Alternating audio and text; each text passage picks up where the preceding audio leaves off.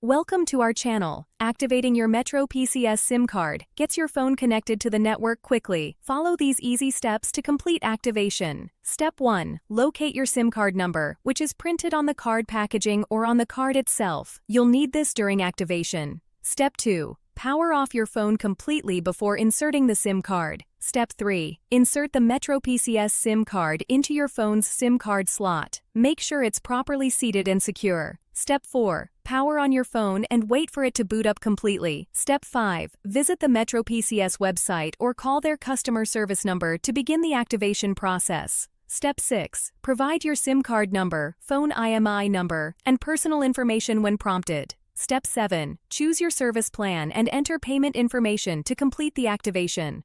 Step 8. Wait a few minutes for activation to complete. Your phone will restart or show signal bars indicating successful network connection. Test by making a call. Don't forget to like this video and subscribe to our channel.